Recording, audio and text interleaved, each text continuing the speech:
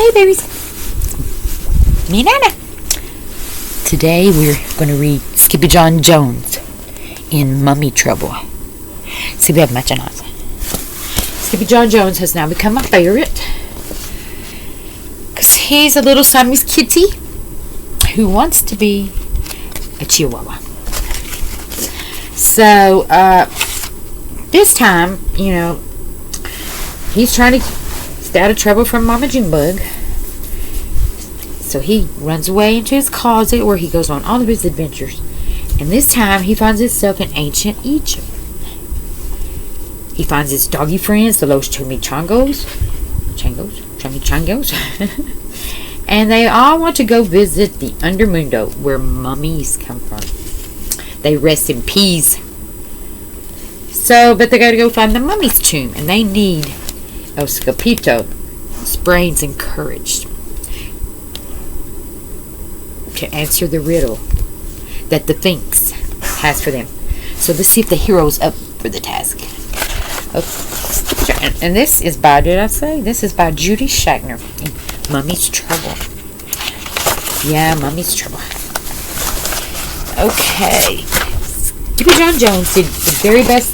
He did his very best thinking outside the box.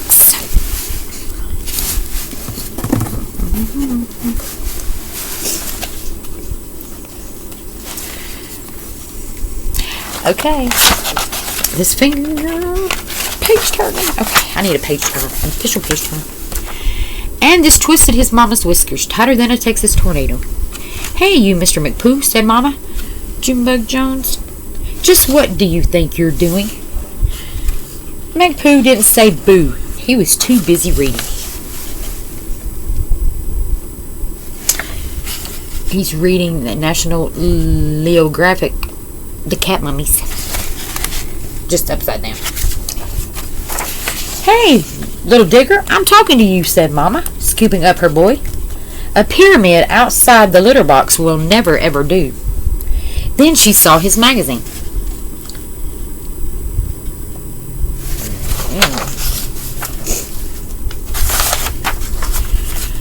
National Geographic, mused Mama, and the curse of the cat mummy.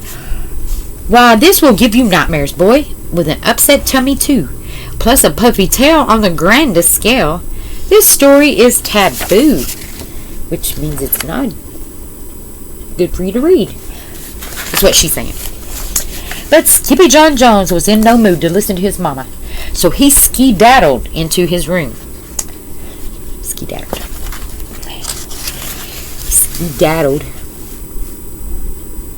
Means runs away to. He skedaddled. For a really good bounce on his big boy bed. He bounced once, he bounced twice, and the third time he bounced, he said, "Oh, I'm SkippyJonJones, and I do love my mummy, but if I don't bounce, I get knots in my tummy." Then the kitty boy flipped over to the mirror for a look-see.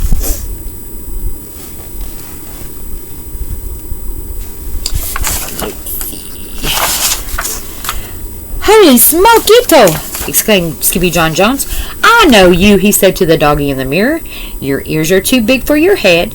Your head is too big for your body. You are not a Siamese cat."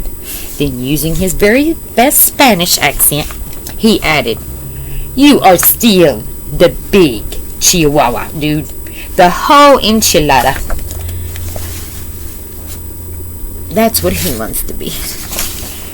And they just might like enchiladas in Egypt, thought Skippy. So the kitty boy donned his mask and cape and began to sing in a muy soft voice. "My name is Skippito Frisquito, and I'm off to see old Egypto. My chicos insist, and I dare not resist the chance to go meet a mamito." I don't have enough hands for clapping. Oh. Wait.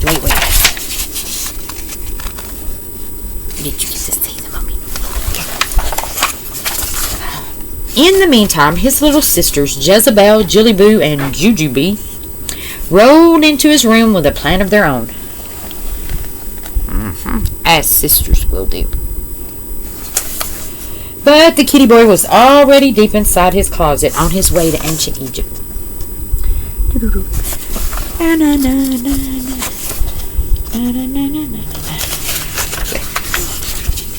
And paddling down the river Nile, who should sail right past but a kooky crocodile? Hunkered down on his lumpy, bumpy back were all his old amigos. The Chimichangas pack. "Adonde vas?" called out Skippito. "We're going to the Under Mundo," answered the Chihuahuas. "Not to the underwear!" exclaimed Skippito. Underwear. No, said the Puchinos. "You silly little beast. To the underworld, where mamitos rest in peace." Peas,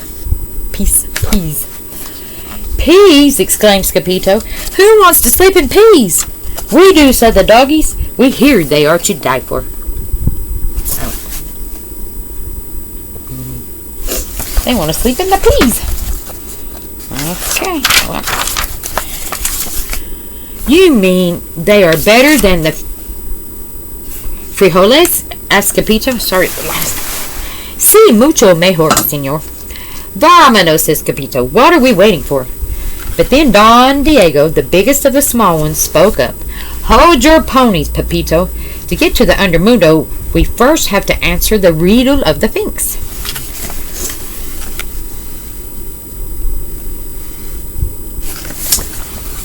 "But I'm not good at reedles," said Skippito. "No problemo," said Poquito Tito. "You have a muy big brain." Then they set forth from the Rio Nile to find the Finx. The muchachos began to sing. "Skippy, skip, Skippito. We only have one chancerito to pass by the Finx, so don't be a jinx. Just answer the riddle, dumbdito." One chance.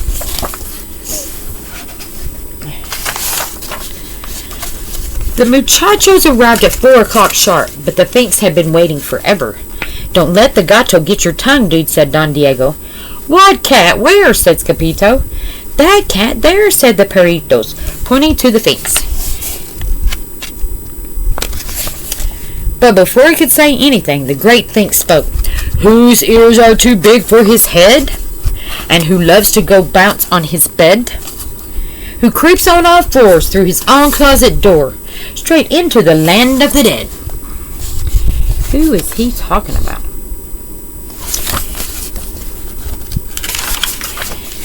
Skippito knew the answer to this riddle, but he was so nervous he coughed up a little furball. "You call that an answer, dude?" said Don Diego. "The answer," bellowed the Finx. So with his permission, the perritos were free to pass on to the tomb of to pass on to the tomb of King Rootin' Tootin' Kitten Kabootin. Now that is a name. Rootin' Tootin' Kitten Kabootin. When they finally reached the pyramid, the doggies burst into song and dance. Osiris. Our boy had a touch of the virus. He coughed up a ball, so the Finx made a call, and now it's inscribed on papyrus. Clap, clap. But when Skippito saw how dark it looked in the pyramid, he began to feel queasy. "My tummy hurts," he groaned, "and my tail is getting puffy too."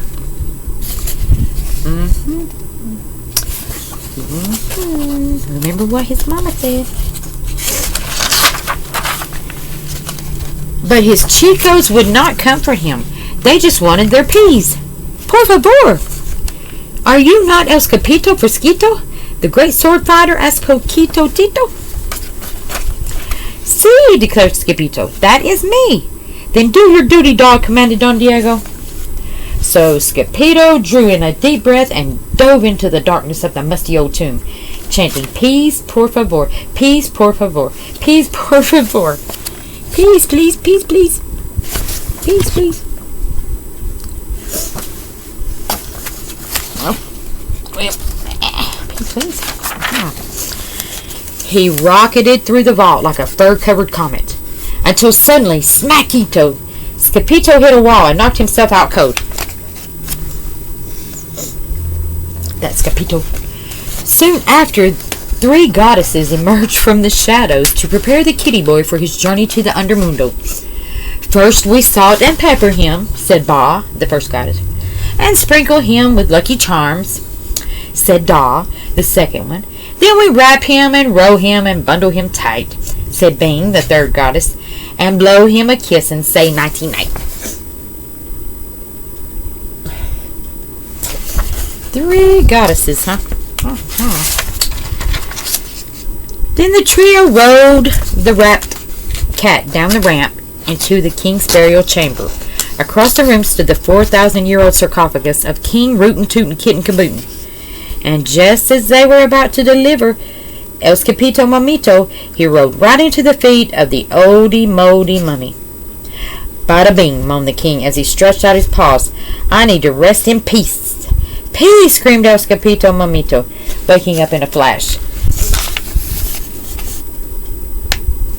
Woke up looking for the peas, didn't he? And quicker than you can say mummies, mumps, and measles, he grabbed 2 pawfuls of peas and hightailed it home. He is the hero. When Los Chimichangas saw El Skippito Mamito come rolling out of the pyramid, they went into a real tailspin. Then all the doggies began to chant, Green Chihuahua's hot, Green Chihuahua's cold, the best Chihuahuas in the world are those Skippitos holds.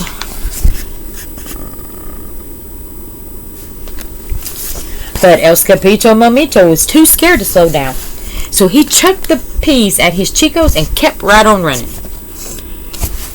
Run, Skippito, run. He is running like lightning. Straight into the arms of his mummy. What's the matter, Fuzzy Bug? Asked Mama Junebug Jones. SkippyJonJones looked back over his shoulder to see if the 3 spirits were still chasing him. Bada bing, he wailed, dropping the last of the peas. Then 3 giggling goddesses raced into the room after Skippito with their puppets and a roll of toilet paper. We're going to wrap you and roll you and bundle you tight, they sang, and check you for cooties and kiss you goodnight. There's some 3 goddesses. That's his sisters.